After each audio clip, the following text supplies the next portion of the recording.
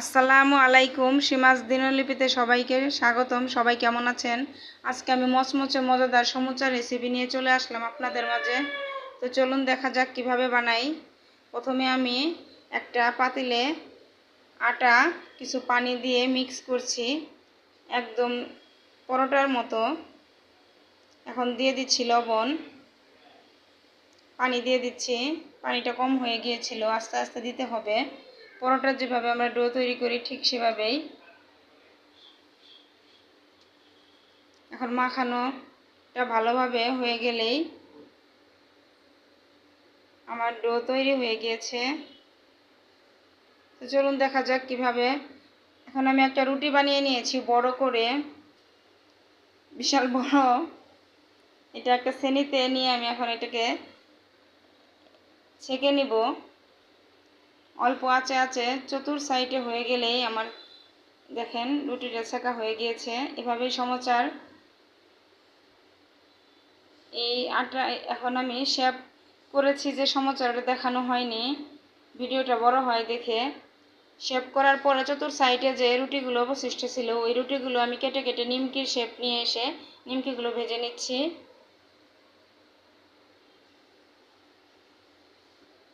নিমকিগুলো ভাজা হয়ে গেলে আমি সমোচার যে পুরগুলো গুঁড়া করতে হয়, এই নিমকিগুলো এখন গুঁড়া করছি। একটা কাঠের হাতুড়ি দিয়ে আমি পাতিলের মধ্যে এটাকে গুঁড়া করে একদম মিক্স করে নিব। একটু আস্ত যাতে না থাকে সেভাবে মিক্স করতে হবে। একদম ভেঙে ভেঙে নিচ্ছি। যত ভাঙবেন তত ভালো হবে খেতে। এখন আমি অন্যান্য উপকরণ কী কী দিচ্ছি সমোচাতে, তো চলুন দেখা যাক। এখানে দিয়ে দিচ্ছি কিছু পেঁয়াজ কুচি দেব। পেঁয়াজটা একটু পরিমাণে বেশি দিতে হয়। এ পর্যায়ে দিয়ে দিচ্ছি কাঁচামরিচ কুচি। আর এই সাইডে আমি আটা আর একটু হালকা পানি দিয়ে একটা গামের মতো তৈরি করে রেখেছি। আর এখানে দিয়ে দিচ্ছি কিছু কাবাবের মশলা, তাহলে টেস্টটা অনেক ভালো আসে, খেতে অনেক মজা লাগে। এখন দিয়ে দিচ্ছি লবণ। অনেক স্বাদ হয়েছিল এই সমোচাটা, খেতে যে এত মজা হয়েছিল বলার বাইরে। না খেলে আপনারা বুঝতেই পারবেন না। তো চলুন কিভাবে আমি সমোচার শেপ দিয়ে পারফেক্ট সমোচা বানাই।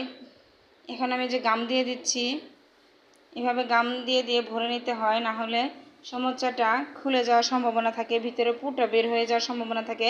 এই দেখেন আটাটা হালকা একটু পানি দিয়ে গাম বা আঠা যেটাই বলেন আপনারা, এটা এইভাবে করে নিলে তাহলে আর সমোচা বের হওয়ার কোনো সম্ভাবনা থাকে না।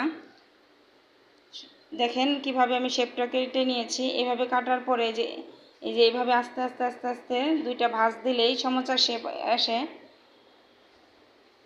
সমোচাগুলো অনেক সুন্দর হয়েছে দেখতে, দেখেন সাইডে দেখা যাচ্ছে।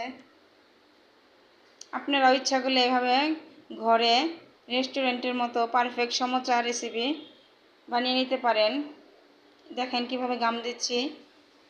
বেশি বড় হয়ে যায় দেখে সব সমোচা পুর ভরাগুলো দেখানো সম্ভব হয় না।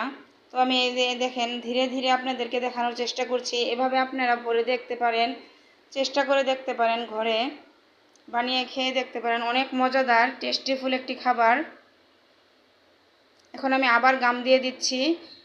যেদিকে একটু ফাঁকা ছিল লাগেনি সেদিকে একটু গাম দিয়ে দিতে হবে, না হলে বের হয়ে যাবে। তো এইভাবে গাম দিয়ে দিলেই আমার রেডি হয়ে গেল পারফেক্ট মচমচে মজাদার সমোচা। এখন আমি ভেজে নেব। দেখেন কি সুন্দর দেখা যাচ্ছে, সাদা, মাশাআল্লাহ অনেক সুন্দর লাগছে। এখন আমি তেলটা চুলায় দিয়ে দিয়েছি, অলরেডি গরম হয়ে গিয়েছে।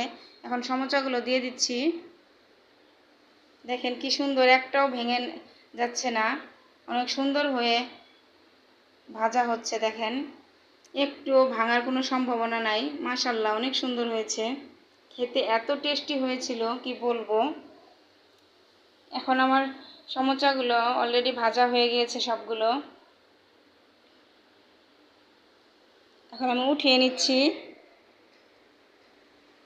আমার একদম পারফেক্ট সমোচা হয়ে গিয়েছে। দেখেন দেখতে কি সুন্দর দেখা যাচ্ছে, খেতেও অনেক টেস্টি হয়েছিল। তো সবাই ভালো থাকবেন, সুস্থ থাকবেন। আমার এই ভিডিওটি যদি ভালো লেগে থাকে লাইক কমেন্ট শেয়ার করতে ভুলবেন না, আমাকে সাপোর্ট করবেন। আসসালামু আলাইকুম, আল্লাহ হাফেজ।